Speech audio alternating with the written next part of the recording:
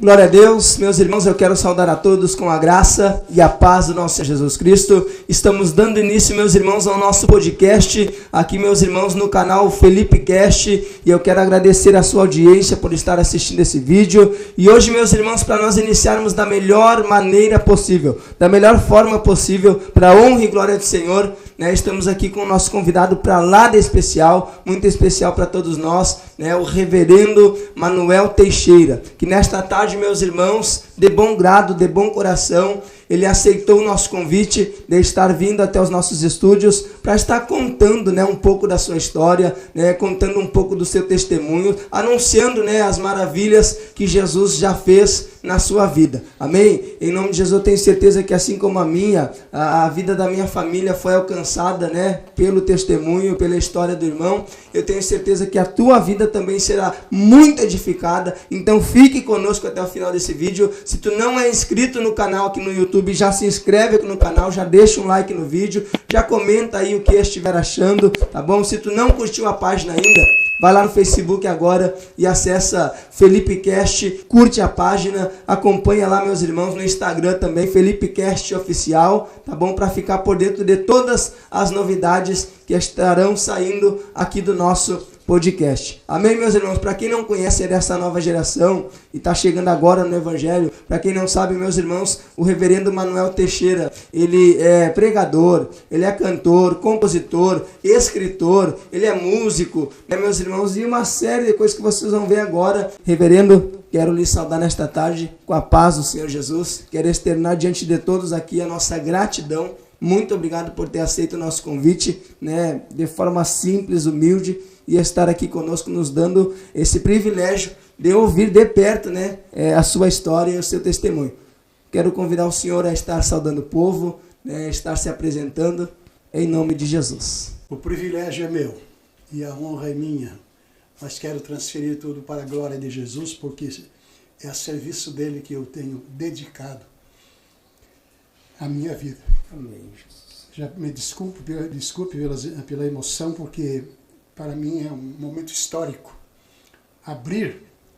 Inaugurar esse belo estúdio que vocês estão montando, acabaram de montar, e com o objetivo exclusivo de exaltar o nome de Jesus, divulgar a sua santa palavra, a mensagem de redenção.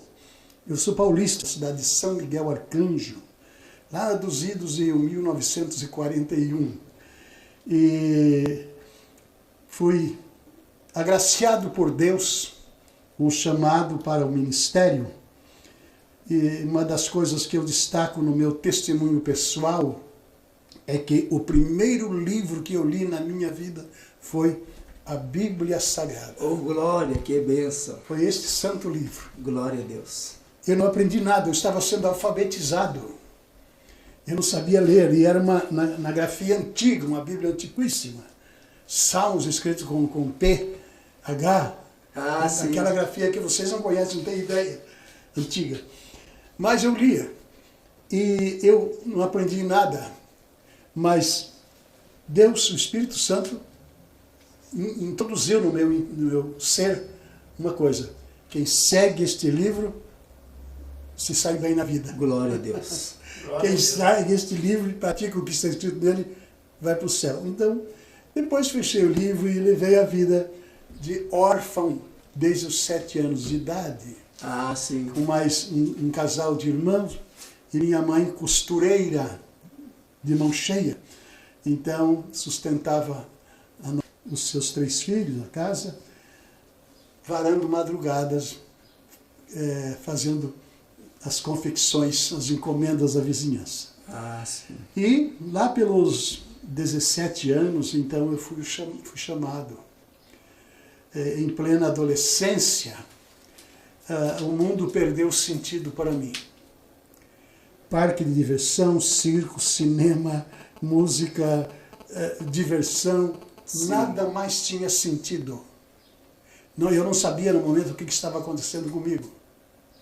Não era depressão, não era uma crise. Era, assim, uma situação em que eu não sabia definir. Por que agora nada faz sentido? Faz sentido. Era o chamado Que benção.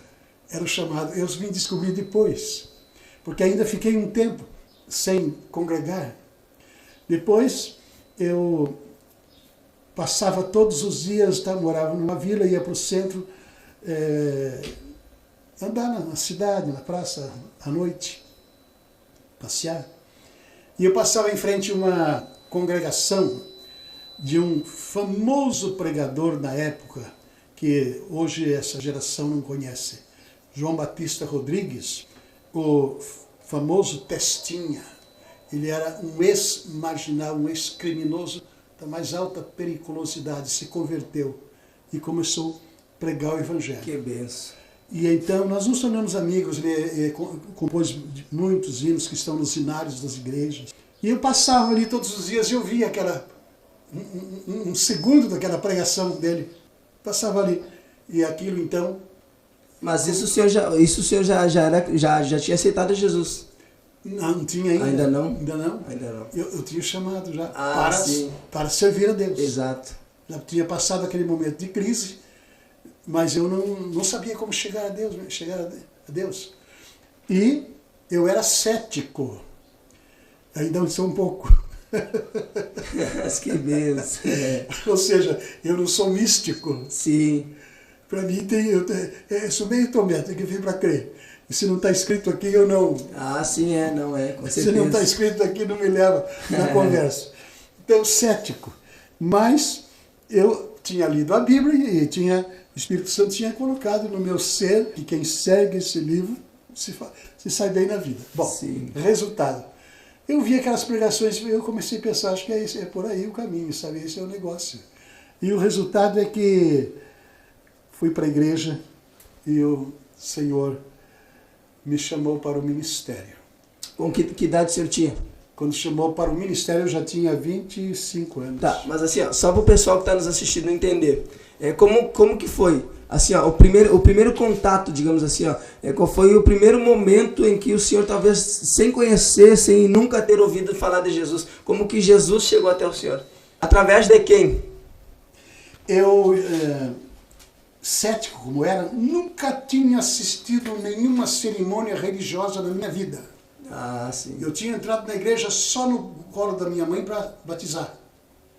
E nunca mais tinha colocado os pés numa igreja.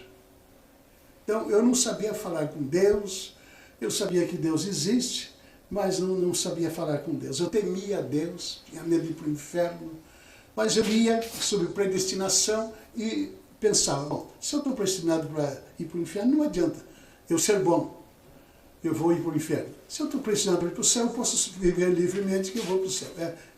É basicamente o que a predestinação ensina. Sim. Mas, lá pelos 25 anos, já tendo servido o exército, em Tula, no estado de São Paulo, eu namorei uma jovenzinha, namorávamos eu e uma jovenzinha, mas ela morava numa cidade distante da minha cidade. Eram em duas cidades diferentes? Diferentes. Eu morava numa cidade chamada Itaberá, no estado de São Paulo, e ela morava em Botucatu. E aí o nosso namoro era por correspondência, era só por carta. Sim, na época. Resultado, nós nos desentendemos e desmanchamos o namoro e eu fiquei muito para baixo. Triste. Magoado, muito triste. Aí, sabe, uma madrugada, eu tive a iniciativa pela primeira vez na vida de falar com Deus. Oh, glória, que benção. Foi através desse sentimento. Sim, tu viu? Tu viu só como Deus trabalha? Muitas das vezes Deus ele permite algumas coisas acontecerem na nossa vida, para que a gente venha entender que a gente é 100%, dependente dele. Que o homem, o ser humano, a mulher, enfim, pode nos abandonar. Mas Deus, no pior momento das nossas vidas, ele sempre vai estar ali, prestes a nos ouvir. Eu nunca tinha falado com Deus na minha vida. Nunca tinha invocado, nunca tinha assistido nenhuma cerimônia religiosa. E a minha mãe era muito religiosa, era católica, benzedeira, rezadeira. Ela era requisitada assim, para fazer curas através de curandeirismo. Curandeirismo assim, caseiro, benzimento, esse tipo de coisa assim. E eu não acreditava na religião dela, porque eu não via resultado assim. E para mim nenhuma religião prestava. Eu detestava a religião. E aí, nessa crise sentimental, então, rompido o namoro, eu falei com Deus numa madrugada. Para ele me socorrer, me ajudar. E o resultado é que a namorada, ela não só escreveu, ela veio me visitar. Ah, sim. E quando chegou em casa, ela tinha se convertido. O senhor vê, né? E não me falou. Boa. Ela achava que, porque eu era cético, ela achava que eu ia esculhambar, como de fato eu fiz. Aí, não me falou nada. E, só que em casa, ali, ajudando a minha mãe, na cozinha e tal, ela ficava cantarolando: tua alma está ferida, magoado o coração, a tristeza apoderou de ti. Eita, era o prefixo do programa Visita o Seu Lar, na época. E por exemplo, você vê, ó, Deus estava usando ela para falar com o senhor. Só que eu pensava que ela estava cantando para mim: tua alma está ferida. Isso, mas era Deus. Veja a interpretação que eu dava. Tua alma está ferida, magoado o coração, a tristeza já se apoderou de ti. Bah. Escuta tu que dormes. É um hino bonito. Resultado, eu fiquei encabulado com aquilo e fiquei observando. E ela não falava nada. Um dia, eu vou para o trabalho e ela saiu de casa a andar na cidade para encontrar uma igreja. Aí, andou, encontrou uma igreja, conversou com o pessoal da igreja, com os familiares do pastor e tal, e combinou para eles fazerem uma visita para mim. Quando eu cheguei à tarde do trabalho, tomei o meu banho e fui jantar. A minha mãe falou: Manuel, a fulana, ela andou por aí para a cidade, ela diz que é crente agora, ela andou pela cidade procurando igreja e os crentes vão aqui te visitar. Eu quebrei o prato. Ei. Não jantei. Bó. Um ímpeto de ira. Eita. Briguei com ela, desaforei, Bah. xinguei. Sentei na sala com a porta da frente aberta e disse: aqui, crente não pisa aqui em casa. Meu Deus, para o senhor ver, né? Crente não põe os pés aqui. Vou desaforar. E fiquei lá sentado, esperando. Aí chegam duas irmãzinhas, a esposa do pastor e uma irmã idosa, morena, bem simplesinhas, bem humilde. E ela tinha sofrido um derrame, tinha a boca torta, assim, os olhos virados. Coitadinha, feia. Mas para Jesus era uma bênção. Exato. Resultado, elas chegaram: dá licença, podemos entrar? Sumiu aquele ímpeto, aquela raiva. Sim. Aquela expectativa de desaforar: suma da minha frente. O Espírito Santo, né? Não quero saber de crente. Perdão, antes disso, quando eu quebrei o prato, minha mãe contou depois, correu para o quarto, se ajoelhou e disse: Deus, eu entrego meu filho nas tuas mãos. Eita. Para os irmãos ver, ó, para os irmãos entender, né, a importância que é a oração. Né, a oração da mãe do reverendo, né, foi capaz de fazer com que Deus, através do seu poder, viesse, né, desfazer todo aquele laço da ira, que a ira, né, que tinha tomado conta do seu coração, através da oração da mãe dele, né, a hora que as irmãs chegaram para fazer a visita, o Espírito Santo quebrantou o coração, né, o coração de pedra, o coração de gelo, né, e ele aceitou. Que benção. Minha mãe fez isso, depois eu fiquei sabendo. Ela disse para Deus: eu entrego meu filho nas tuas mãos. Então, quando eu chegar, a minha reação foi receber cortesmente. Que benção. Elas cantaram, tinham umas vozes lindas, cantaram um dueto, um hino lindo, e leram a Bíblia, pregaram, e daí nós conversamos bastante. E eu perguntei lá o culto, como é que é a cerimônia de vocês. Ela disse: se eu quiser ir hoje mesmo, nós temos culto hoje. Fui com elas para a igreja e continuo. Que benção. Que idade o senhor tinha? 25. Com 25 anos o senhor foi a primeira vez no culto? Primeira vez. Que benção. Tá. E assim, ó, para o pessoal entender, com 25 o senhor conhece, né, a igreja, vai a primeira vez num templo cultuar. E quando foi que o senhor decidiu, assim, ó, diante de Deus, assim, ó, eu vou aceitar Jesus Cristo como meu único e suficiente Salvador, eu vou tomar um passo de fé aqui, um passo de, assim, uma posição diante de Deus e vou aceitar Ele como meu Salvador. Foi nessa época mesmo. Um mês depois que eu estava frequentando a igreja, eu já estava chamado para o ministério. Eita, glória, viu só? Aí, fui na igreja, cheguei no culto, o pastor disse, eu tive uma visão com esse moço tocando violão. Eu não sabia que eu tocava violão. Eita, glória. Eu fazia baile em casa. Ah, sim, sim. Fazia baile com os amigos da vizinhança em casa. Quase todas as noites tinha bailinho até 11 horas da noite em casa. Tinha acordeonista, tinha pandeiro, e eu tocava violão e a gente cantarolava. Cessaram os bailes. Eita, glória, se converteu. Nunca mais teve baile. Resultado, o pastor disse, eu vi esse moço tocando violão. Aí eu falei, então eu vou trazer o meu violão. Resultado, o pai da minha mãe na fé, da pastora que me levou para Jesus, tinha 92 anos, era um ancião de 92 anos, cristão a vida toda. Ah, sim. Eu fui vê-lo no leito, na sua velhice, e ele teve uma profecia, que eu seria um pregador. Que benção. Aí, eu, com o chamado, com a convicção de que eu teria que pregar a palavra, eu comecei a me preocupar. Tá, o senhor tinha 25, foi no mesmo ano, tudo?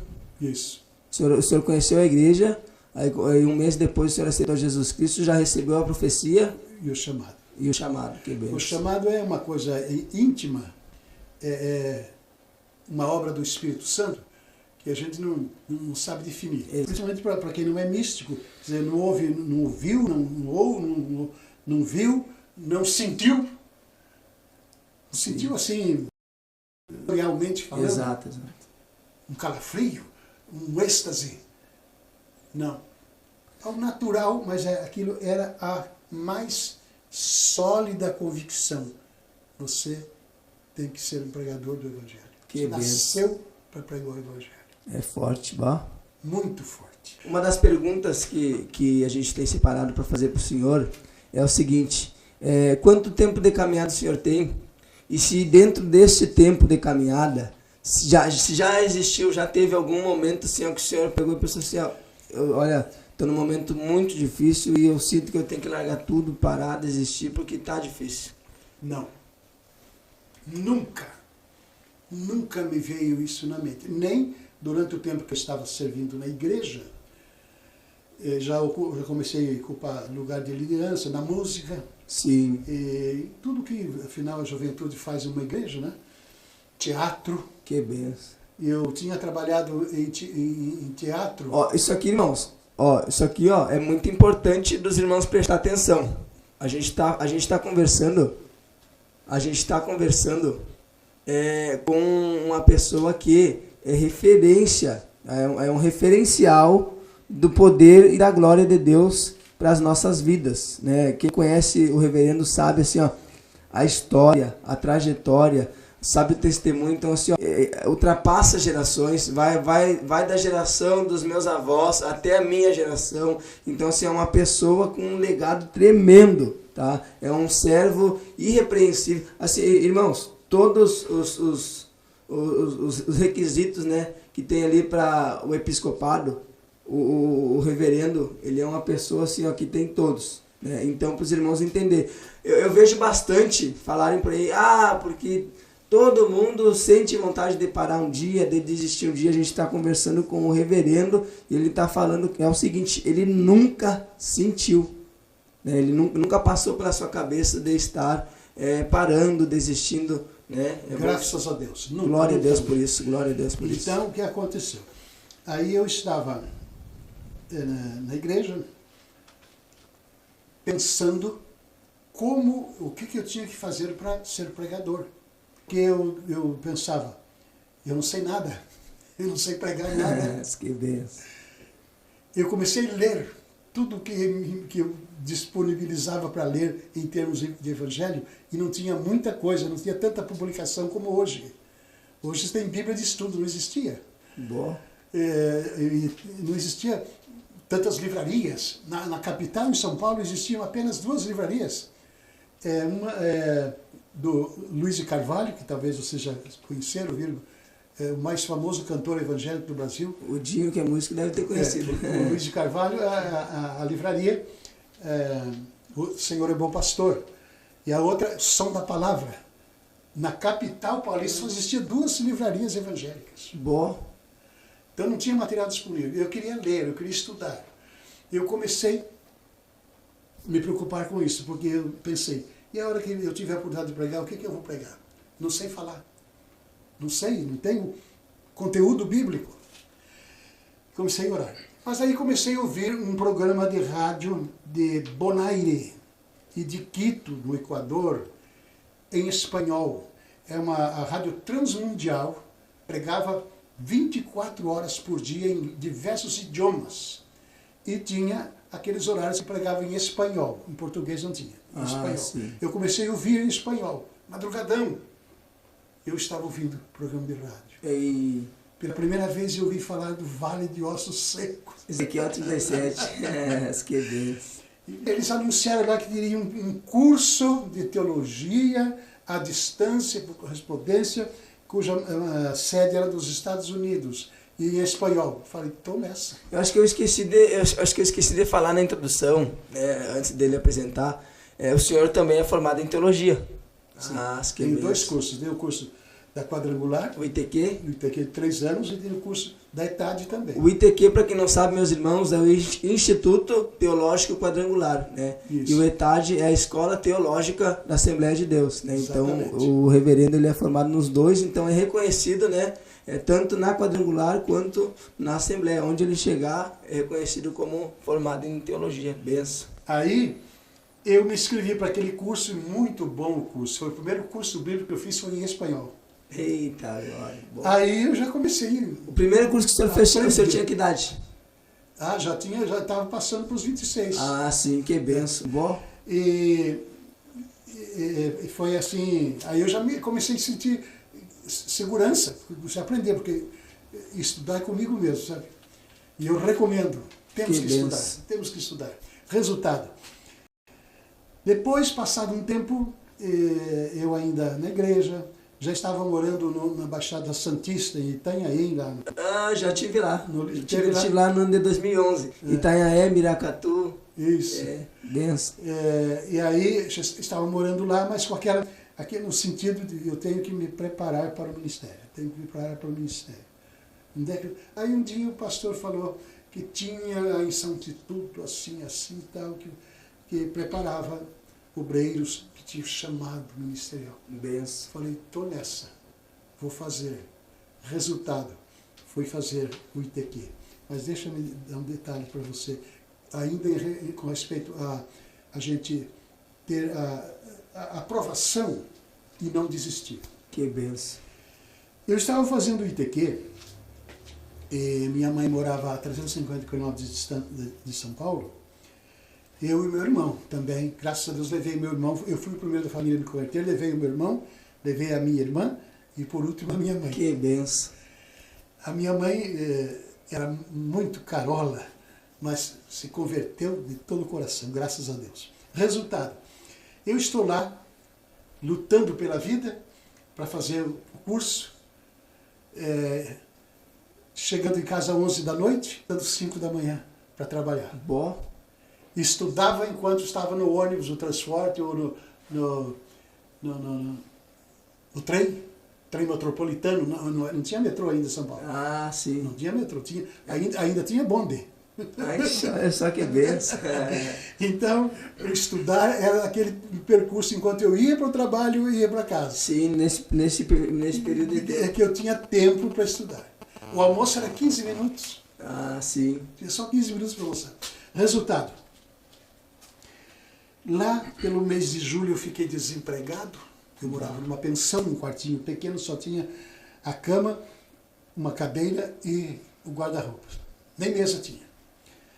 E ali era pago antecipadamente, um mês antecipado, o valor da pensão. Eu fiquei desempregado, não pude pagar. A senhora da pensão falou, olha, não vai poder ficar, eu vou ceder o quarto para outro. Eu falei, então tá, então eu vou arrumar minhas malas e a senhora vai guardar aqui para mim as minhas coisas, eu vou ficar na rua. Eu dormi 7 noites no mês de julho, inverno, no banco da Praça da República, em São Paulo. Meu Deus, olha só que história. forte, né? Sem Olha só. comer, Bom, desempregado. 7 dias.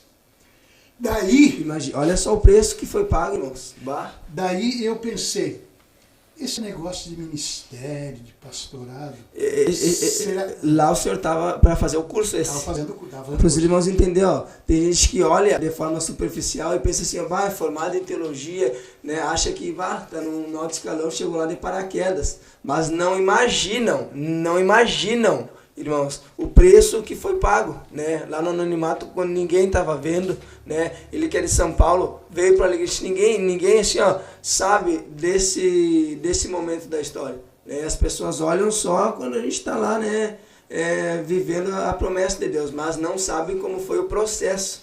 Né? Daí, naqueles 7 dias sem alimento, sem lugar para dormir, e eu tinha vergonha de pedir. Eu passava em frente à fruteira assim, e eu pensava, eu podia pedir uma banana dessa que já está meio estragada, uma fruta. Eu tinha vergonha e não pedia. Boa. Não pedia. Aí, numa sexta-feira tinha uma vigília na igreja sede em São Paulo, na Praça Olavo Bilac, e eu fui para a vigília. Meu irmão também, mas meu irmão estava empregado, mas ganhava um pouquinho também.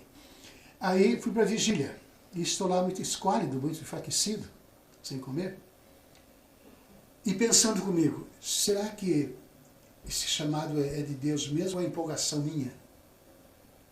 Será que é eu que sonho? Será que é uma aventura minha? O Deus me chamou mesmo? Eu estou naquela vigília. 3 da madrugada, naquela vigília, um quarteto canta, um quarteto masculino canta. O Senhor da ceifa está chamando. Eita, glória. Quem quer ir por minha procura? Almas que no mundo vão vagando, sem da salvação participar. Eita, Fala, Deus, fala, Deus. que bênção. Toca-me com brasas do altar. Poxa vida. Eita, glória. É O forte. Espírito Santo confirmou. Esse é o teu lugar. Eita, glória. Você está no lugar que Deus quer que você esteja. Bom, passou aquela sexta-feira. Quando foi domingo de manhã, passou sábado, domingo de manhã, eu subo as escadarias assim para a escola dominical.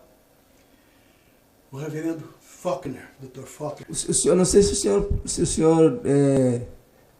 senhor pode falar qual ministério que era a denominação ou era uma... Igreja do Evangelho Quadrangular. Ah, tá. Quadrangular. Desde o início. Isso. Ah, que bênção, bom.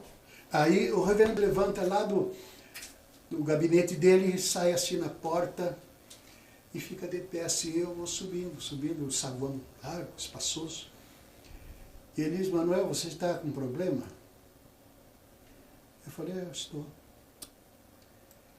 Ele disse, fala com o diácono fulano de tal. Ok. Falei com o diácono fulano de tal. Ele era dono de um hotel. Eita, glória, meu Deus. Bom. O diácono me ofereceu, no porão do hotel, Hotel Nobre, na Alameda Glett, lá em São Paulo. Eita. Para mim dormir, para mim viver ali. Sim. Ali eu lavava Sem minha roupa, sem ali eu custo. dormia, ali eu não ia mais dormir na Praça da República. Eita, sem custo. Sem custo. Olha para os irmãos entender o quando, assim, ó, eu sempre costumo dizer assim, irmãos, quando Deus chama, quando Deus escolhe, entendeu? Fica tranquilo, descansa o teu coração, apenas confia, né, e adora. Que Deus, ele se encarrega de prover. Ele é o Jeová Jiré, o Deus da provisão. Ele vai prover, ele vai abrir porta, né, meus irmãos? Então, assim, ó, Deus vai usar pessoas, porque aquele que chama, né, ele é fiel para estar ali também, em nome de Jesus, para mostrar que foi ele que chamou, entendeu? E testificar que ele é na nossa vida. Que benção. Amém. É forte. Aí fui morar no hotel, eu tinha pelo menos o café da manhã, eu já tinha. Mas olha aí, Um viu? pãozinho com manteiga e o café da manhã. Bom, já melhorou bastante. Mas aí consegui um trabalho, comecei a trabalhar, as coisas começaram a dar certo. Tudo normal. Só que lá num dado momento do curso, me surgiu uma oportunidade de um segundo emprego, compatível com o horário que eu tinha, e eu poderia ganhar dobrado. Que benção. Aí eu estou lá, peguei com as duas mãos, comecei a trabalhar numa firma de publicidade em São Paulo. Porque eu fui até, como é que chama aquela pessoa que entregava correspondência de banco antigamente? Carteiro? Office boy. Office boy. Fui office boy. De moto? De moto? Não, de moto quase nem existia, né? Ah, sim. Era pezito mesmo. Ah, não, sim, Então, eu tinha sido até office boy. E aí, fui trabalhar nessa firma de propaganda. Resultado, comecei a ganhar bem. Comprei um relógio Seiko, especial.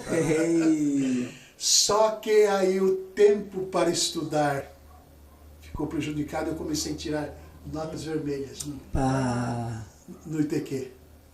Aí vejo como as coisas acontecem. Aí eu fico com os dois trabalhos, prospero na vida, consolido uma posição na empresa, projeto até um grau elevado de gerência, no setor da empresa, ou continuo a pregar o evangelho. Eita, viu só? Desafio.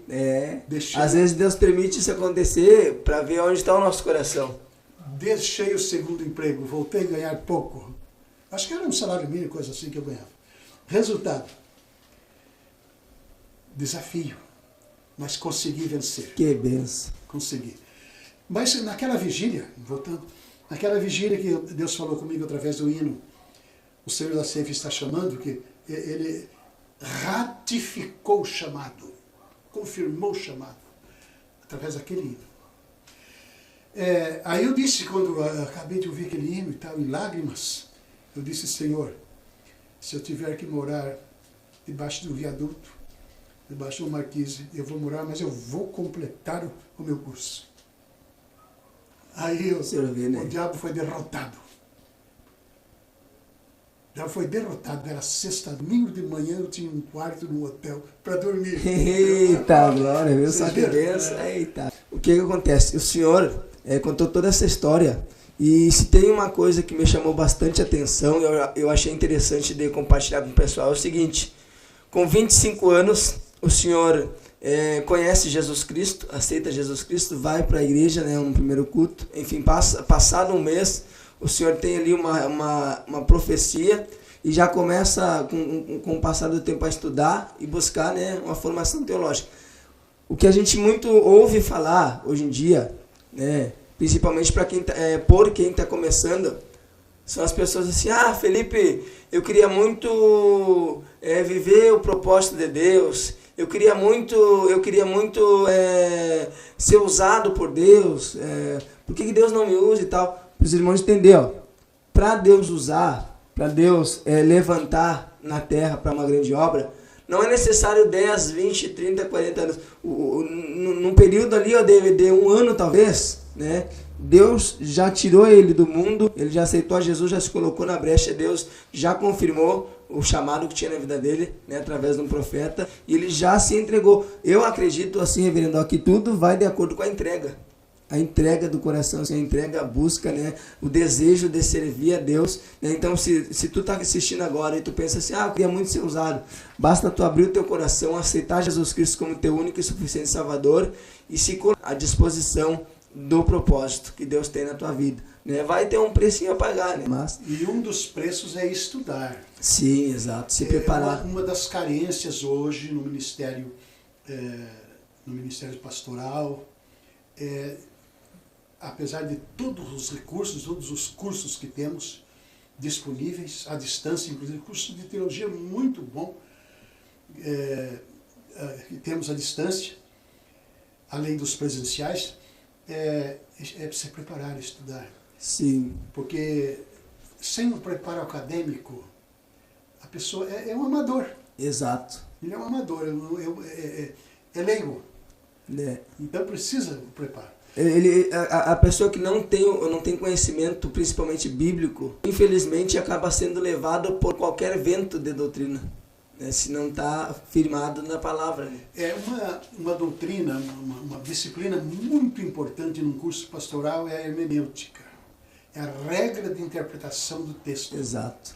Então, todo pregador deveria estudar hermenêutica. É importante. Mas aí, continuando, então eu me formo e sou designado, nomeado para trabalhar na Bahia. Na Bahia. Vou para a Bahia, solteiro. E estou lá pregando, abrindo obras, visitando lugares que não tinha igreja. Fundou. Que benção. Mas o que acontece? Pensando, eu preciso me casar, não posso viver solteiro a vida toda. Até que idade o senhor foi solteiro? 32. 32. Ah, não, então eu tô nesse caminho, eu tô com 30. Quem sabe até os 32, Quem sabe até os 32. Vamos orar. Resultado, aí um dia eu conversando com o Dr. Euclides Raimundo Tavares, responsável pela nomeação de pastores do Brasil todo, transferências de nomeação, ele era o responsável. Eu falei, doutor Euclides, o dia que tiver uma oportunidade para mim ir para o Rio Grande do Sul, eu quero ir para o Rio Grande do Sul. Aí que eu queria chegar. O que lhe trouxe a Alegrete? Ah, agora. Deus, Eita, Deus. glória. Aí ele disse, por que você quer ir para o Rio Grande? Eu falei, eu quero me casar com uma gaúcha. Eita, glória, viu só? E ele disse, mas da Bahia não tem mulher? Mas que Deus. É o que mais tem. E as moças ficam solteiras sozinhas, coitadas lá.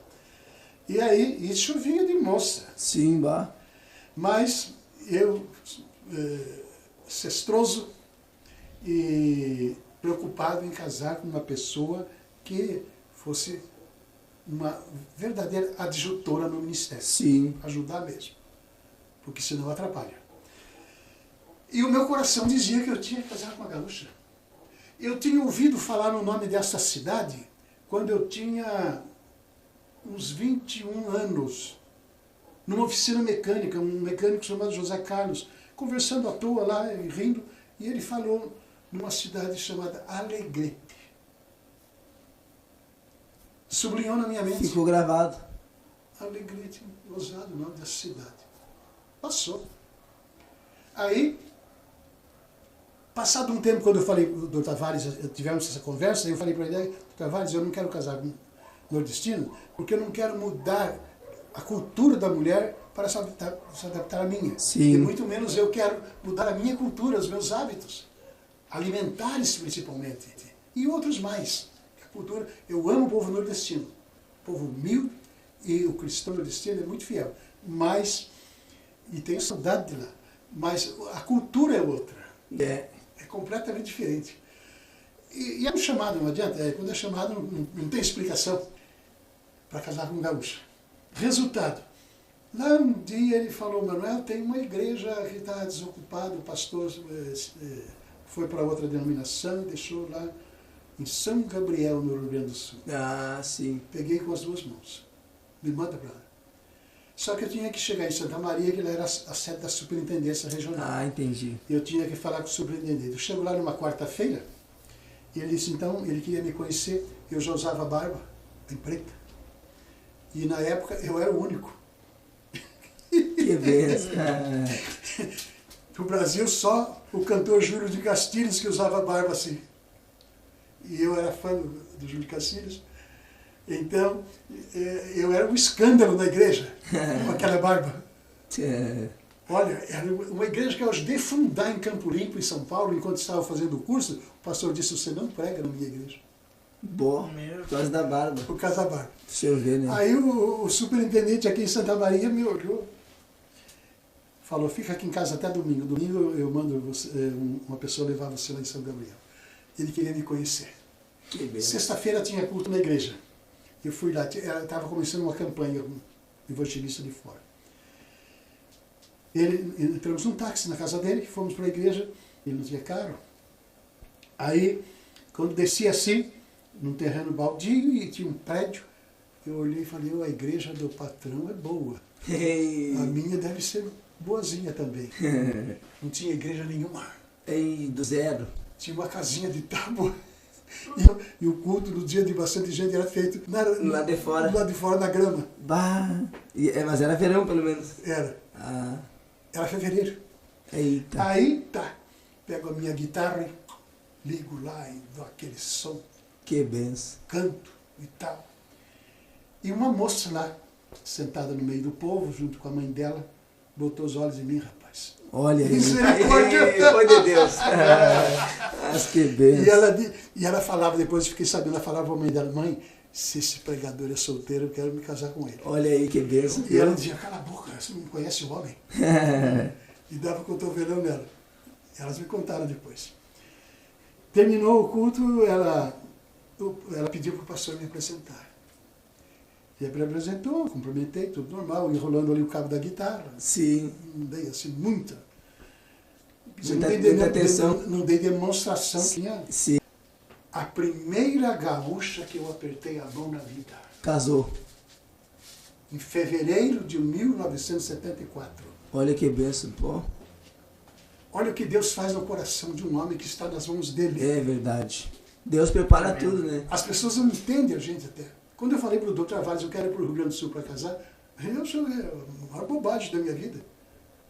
O senhor vê, né? Mas o que Deus faz? A primeira gaúcha que eu apertei a mão na minha vida é a minha esposa. Viu só? Meu Deus. Em fevereiro de 74. É forte. Bom. Aí, através do pastor dela, nós entramos em contato e tal, e ela falou para ele, chama aquele pregador lá de São Gabriel para... Ele é daqui? Ela é de Santa Maria. Ah, Santa Maria, isso. Para pregar aqui para nós, eu quero conhecer aquele cara bonitinho. Tá, eu fui, ele me chamou, eu fui. Aí ele me levou para casa, ela me levou para casa, convidou para uma bolsa lá com o pai dela. O pai dela, Tenente Rangel Nunes, ex-pracinha da Segunda Guerra Mundial. Boa. Lutou no campo, De batalha. em batalha na Itália, na tomada do Monte Castelo. Ei. Um sargentão, sabe? Boa, imagina. Mas crente fiel. Muito Sim. fiel. Aí começou o namoro e nos casamos e graças a Deus. Deus me deu a pessoa que ele tinha colocado no coração. Tinha que casar Sim, com a que gaúcha. E esse detalhezinho aí, que não acrescenta muita coisa, mas é para as pessoas que nos vão nos ouvir, ver que quando a gente Deus prepara tudo. teme a Deus, a gente zela pelas coisas de Deus, Deus dirige, Exato. Deus guia. Tá, reverendo, a gente, já para ir se encaminhando pro fim, eu comentava com o Dinho, com meu irmão também, e assim, ó, a história da igreja do Evangelho Quadrangular, até onde eu sei, assim, do meu pouco, muito raso conhecimento, ela veio para Alegrete, eu acho que através do Nasser. Foi antes. Foi antes? Foi aqui, antes do Nasser. Quem trouxe a igreja aqui, agora não me lembraria o nome do pastor. Não me lembro. Mas o senhor veio após o Nasser? Eu vi. Ele morava num ônibus. Ah, O sim. primeiro culto da Quadrangular que ele fez aqui foi lá no Parque Neita Ramos, embaixo dos eucaliptos, lá do Parque Neita Ramos. Ah, sim. Bom, Ele morava num ônibus. nós tu faz o evangelismo. Isso. E aí ele abriu a igreja. Depois veio o José Carlos, que é um amigo meu lá de São Paulo. Ah, sim. Depois veio um outro, e depois veio o Nasser. Isso, eu ouvi falar que veio o Nasser e após o Nasser o senhor, né? Quando o Nasser veio, a igreja estava quase morta. Ah, sim. Ele revivou, Sim. né, a igreja. Tá, assim, ó, o que eu tinha para lhe perguntar assim, ó. Hoje, na data de hoje, quanto tempo o senhor tem de caminhada? Do ministério, De ministério? eu tenho 57, eu acho, por aí. E caminhada ministerial, 57 anos. Tá, desses 57, assim, ó, qual uma dica, um conselho que o senhor dá para esta nova geração, né, que está começando agora, que às vezes, como a gente até comentou aqui, sente vontade de parar, de desistir, se sente talvez fraco na fé. Qual a sua dica, que o senhor tem assim, a sua dica para essas pessoas e também para a juventude que sonha, né? Sonha, admira o senhor assim como eu, como muitos olham para o senhor e pensam assim, ó, cara, que Deus permita, né, eu viver um ministério consolidado como o do reverendo Manuel Teixeira. O que eu diria é o seguinte, se a pessoa tem o chamado, a vocação, se preparar. E os desafios são muitos. Muitos desafios. Eu não tenho tempo aqui para contar as dificuldades que a gente enfrenta. Tantas e tantas no ministério. Por exemplo, o meu filho. Você sabe, né, que meu filho... Você conheceu ele? Acho que tocou com ele, né? Tocou com ele. O Dinho, né, que comentou comigo. Que Era um exímio músico, multi-instrumentista, fiel, casou virgem. Faleceu. Então, é muito duro isso. Mas a minha fé aumentou. Amém, Jesus. Por que ele aumentou? Porque eu entendi que eu dependo muito mais de Deus do que eu pensava. Sim. Que se não fosse Deus, eu chorava na rua quando meu filho estava doente, estava internado, fazendo cirurgias, ele teve um tumor do cérebro. Eu dizia, Senhor, eu não vou prestar para mais nada. Se meu filho morrer, eu não vou prestar para mais nada. Acabou o meu ministério, acabou a minha vida. Eu disse para mim, eu não vou viver mais do que... Quando meu filho morreu, eu falei, eu não vou viver mais do que 2 anos. Eu coloquei um limite. Eu vou suportar esse sofrimento no máximo 2 anos. Já faz 24. Viu só? Aí, a tua pergunta. Fazer o quê? Eu aprendi com o profeta Elias. Zeloso, ser zeloso. Não ser relaxado nas coisas de caprichar. Fazer o melhor para o rei. Fazer o melhor. Elias não disse, eu tenho sido extremamente zeloso. Mataram todos os teus profetas, só eu. Okay? E eu aprendi o zelo. E esse é um dos requisitos. Procurar fazer sempre o melhor para Deus. Deus leva em conta. Você ser zeloso, você não fazer as coisas de Deus relaxadamente, de qualquer jeito.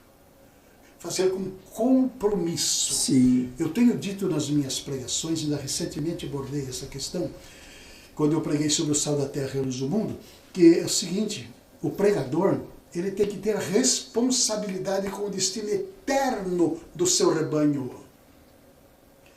Ele é como um piloto de uma aeronave. Exato. Ele está levando uma aeronave cheia de gente.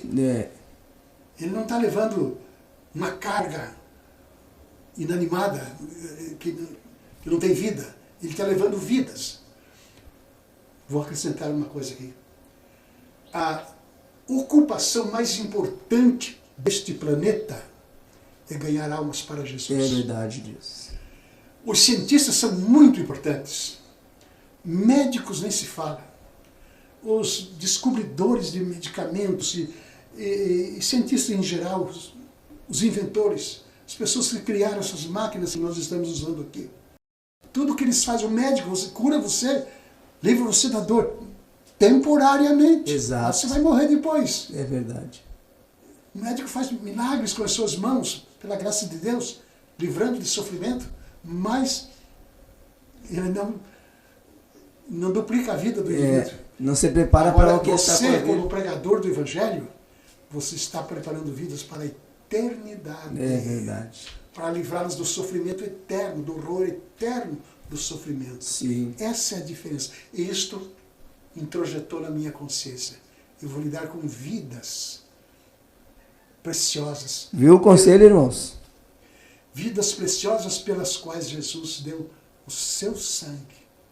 Deu o seu rosto para ser cuspido e esbofeteado. O conselho do reverendo para essa nova geração é o seguinte: tudo que tu for fazer para o reino, tudo que tu for fazer para Deus, procure fazer o melhor, né? O melhor, o máximo possível que tu conseguir, para fazer com excelência. Por quê? Porque nós não estamos fazendo algo para esta terra, mas sim cuidando de almas, né? E vamos ter que prestar contas com Deus, porque a gente está preparando essas almas para levá-los para a eternidade. Amém, meus irmãos? Agora, para concluir assim, reverendo, uma pergunta muito importante. Qual foi o momento ou o acontecimento assim, que o Senhor já presenciou na caminhada, assim, seja cura, seja milagre, enfim, o acontecimento que mais lhe impactou positivamente falando, assim, que o Senhor olhou e achou o mais tremendo na presença de Deus? Milagres. Mas eu vou destacar um deles. Eu estava abrindo a obra na cidade de Cândido Sales, na Bahia, na margem da BR-116, que vai daqui do Jaguarão até lá no Nordeste. Então, abrindo a obra, numa cidade que não tinha água encanada nem luz elétrica.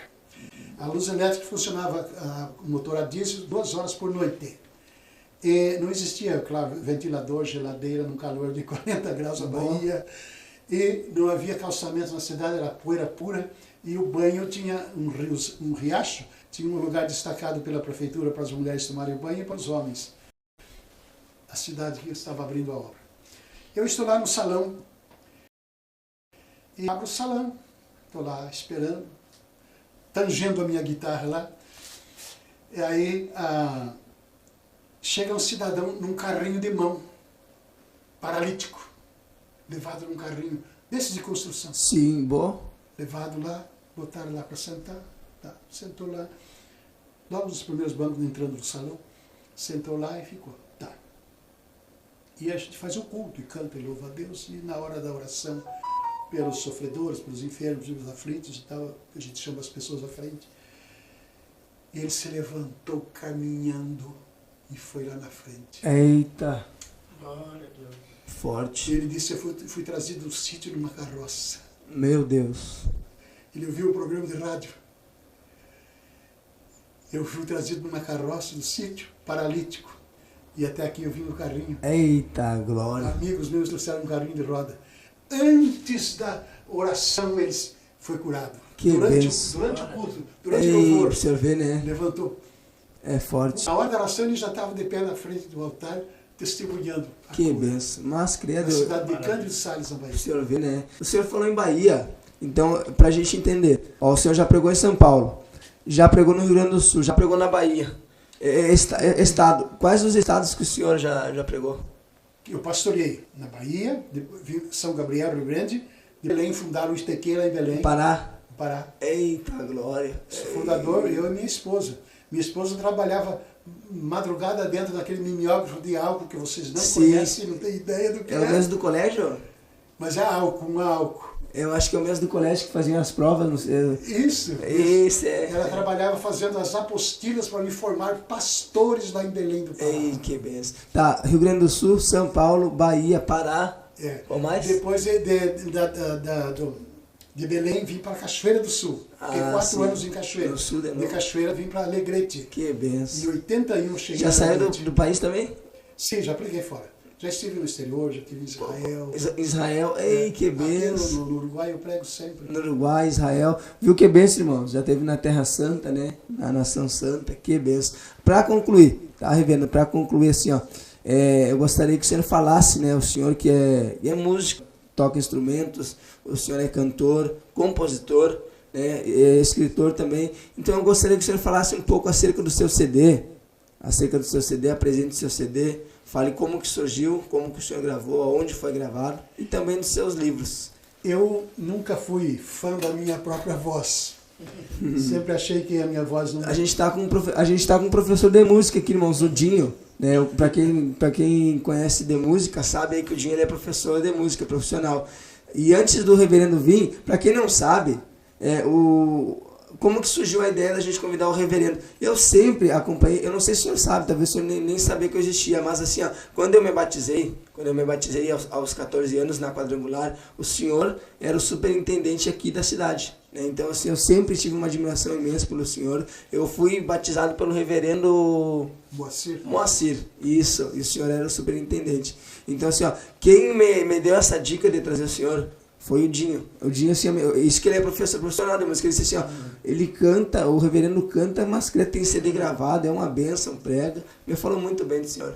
Então eu posso dizer que o senhor canta bem esse Dinho. Eu comecei a compor, esporadicamente comecei a compor os hinos, e para meu filho gravar. Ah, sim. Para ele.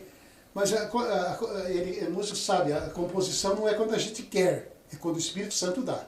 Verdade. Né? Aí comecei fazer hinos, fui fazendo. Faleceu. Antes de gravar ou depois? Antes de gravar. Faleceu. Aí eu gravei eu mesmo em memória dele. Sim. São 17 hinos da minha autoria. E assim é que surgiu esse CD. Tem outros que eu não gravei, estou encaminhando. Tem uma cantora lá de Caxias que quer gravar os outros hinos que eu não tive tempo, não teve recurso para gravar. Então é assim. E os livros surgem aqui. Eu tenho um livro, Desatando Nós, que é muito bom para pastor, para pregador, para professor. Pode mostrar aqui. São 13 temas dos mais... Aqui, olha aqui. Acho que aqui melhor é aqui. Os temas controversos.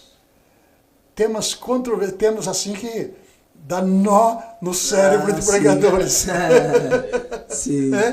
Você tem ele? Viu só? Ó, o escritor está aqui. Tá, meus irmãos? E para quem não sabe, aqui nos bastidores, né? Quem tá cuidando de toda a técnica de som é o Dinho, tá? E a técnica das imagens, quem tá fazendo as filmagens, as gravações, os cortes de câmera, é o irmão Ezequiel, né? E para honra e glória do Senhor, o reverendo mostrou aqui, ó, o livro dele, né? E o Ezequiel disse que tem um desses lá, né? Então a gente pode dizer que tem um leitor do reverendo aqui. Os três são os frangos. Todo mundo aqui em casa E esse livro aqui é o último que eu escrevi. A maior riqueza ao alcance das mãos. A riqueza celestial está ao alcance ainda das mãos daqueles que se converterem a Jesus. Se deixar escapar, jamais. Mais algum? Quer mostrar? Como será o fim? Viu só? É escatológico? Sim. Estamos pertinho do fim. E este batalha espiritual, a armadura de Deus, sobre guerra espiritual. Sim. Quando não havia ainda muita publicação com esse tema. E este é tudo que o cristão não deve fazer na vida. Que Deus. Viu só? Aqui é tudo que o cristão não deve fazer. Glória a Deus. Amém, meus irmãos? Então, né, estamos chegando ao fim, já bateu aqui o horário.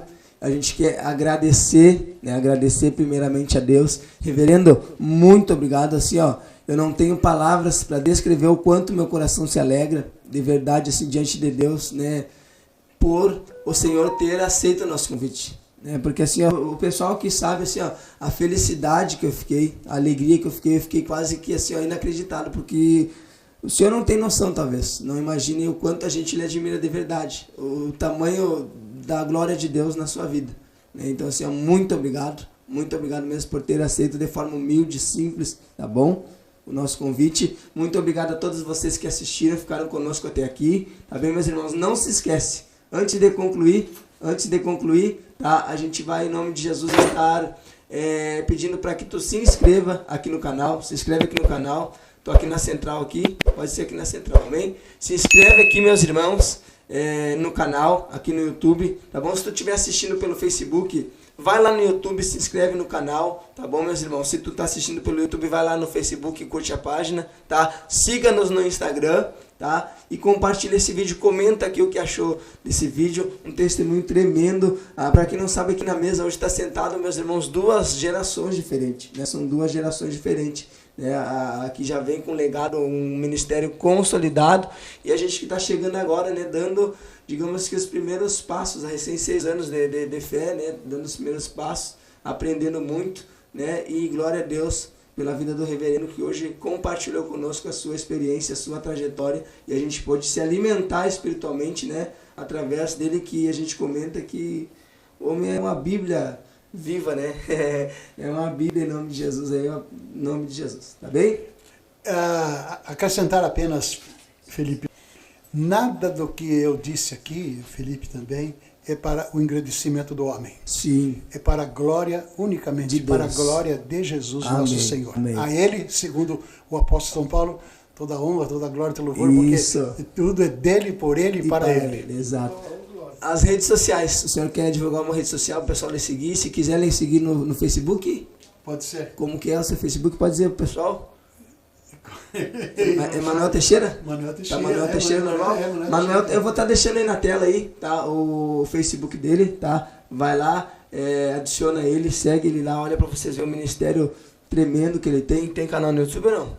Como? Canal no YouTube não? Só Facebook? Tem o Instagram também. Instagram também, como é que tá o seu Instagram? Manuel Teixeira também? Também. Manuel Teixeira vai estar passando aqui pela tela aí, tá? O Facebook dele, o Instagram, segue, tá bom? Segue ele lá no Instagram, adiciona ele no Facebook para estar acompanhando ainda mais o seu ministério, tá bem? Muito obrigado, Dinho, por ter dado todo esse apoio aí no som, tá? Muito obrigado, meu amigo Ezequiel, pelas imagens, que Deus vos abençoe e até a próxima. Então, fique conosco para o próximo vídeo, Deus abençoe, em nome de Jesus. Amém. Oh, glória.